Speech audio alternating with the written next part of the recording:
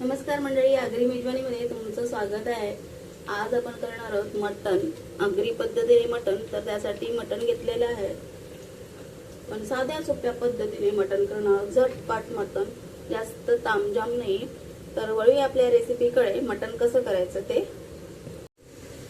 गॅसवर पातेलं ठेवलेलं आहे, पातेल्यामध्ये तेल घालून घेऊया। अगदी कमी तेलामध्ये आपल्याला आज मटण करायचं आहे। तर एक चमचा पण होणार नाही इतकं मी तेल घातलेलं आहे आणि त्यामध्ये लगेचच तेल तापलेलं आहे, त्यामध्ये लगेचच आपण कांदा घालूया। एक मोठा कांदा होईल इतका कांदा घातलेला आहे।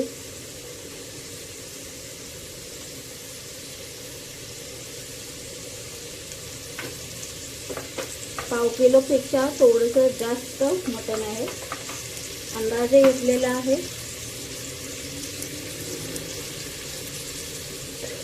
कांदा सोनेरी रंगावर परतून घेऊया।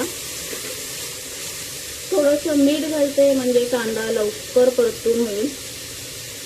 पण मीठ घातल्यानंतर लक्षात ठेवा, जेव्हा मटण आपण शिजवायला ठेवू तेव्हा मीठ घालताना जपून वापरावं, नाहीतर तुमचं मटण खारट होईल। तर तुम्ही बघू शकता कांद्याला मस्त ब्राऊन कलर आलेला आहे। आता त्यामध्ये आपण 5-6 पाकळ्या लसणाच्या आणि 1 इंच होईल इतकं आलं घालून घेऊया।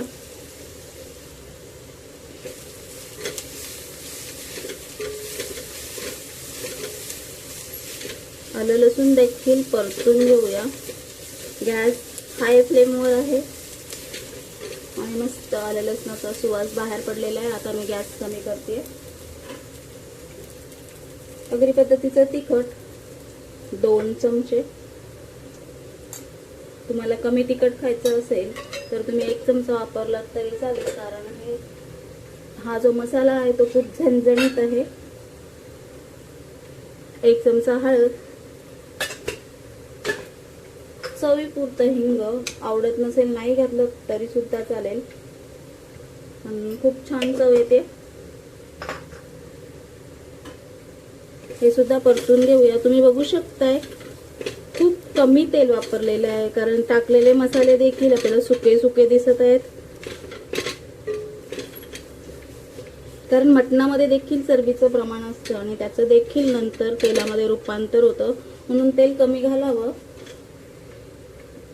सर्व परतून झालेलं आहे। आता आपण त्यामध्ये मटण घालून घेऊया। हे मटण 3-4 मिनिटं मसाल्यांमध्ये असंच परतून घ्यायचं आहे। झाकण देऊन 3-4 मिनिटं असंच वाफेवर ठेवूया। ताटावरचं पाणी गरम झालंय, आता आपण हे पाणी सुद्धा पातेलीमध्ये घालूया। पाणी घालताना गरमच घालावं।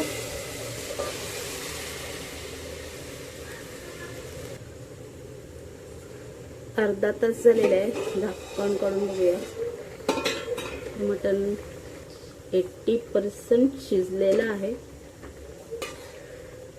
आता यामध्ये आपण बटाटा घालूया, कारण आगरी कालवणी बटाट्याशिवाय अपूर्ण। तर इथे मी 1 बटाटा घालते। चवीपुरतं मीठ घालूया। खोबऱ्याचं वाटण 2 चमचे।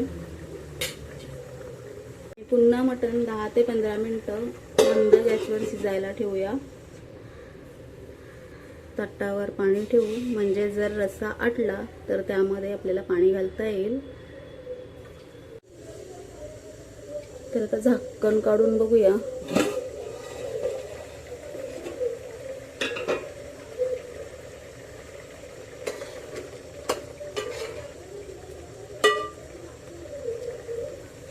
बटाटा शिजलेला आहे, छानसा जाडसरपणा आलाय, पण हा भातासोबत रस्सा वाढायचा आहे, तर आपण त्यात थोडंसं हे पाणी घालूया। गरम मसाला, कोथिंबीर। मिठाचा अंदाज नसेल तर ह्या स्टेजला तुम्ही मीठ चेक करून मीठ घालू शकता। गॅस हाय फ्लेमवर ठेवून मस्त एक उकळी काढून घेऊया। तर मस्त मटणाला उकळी आलेली आहे आणि बटाटा देखील शिजलाय, मटण देखील शिजलंय आणि अशा प्रकारे आपलं सोप्या साध्या पद्धतीचं आगरी पद्धतीचं मटण तयार झालेलं आहे. गॅस बंद करून घेते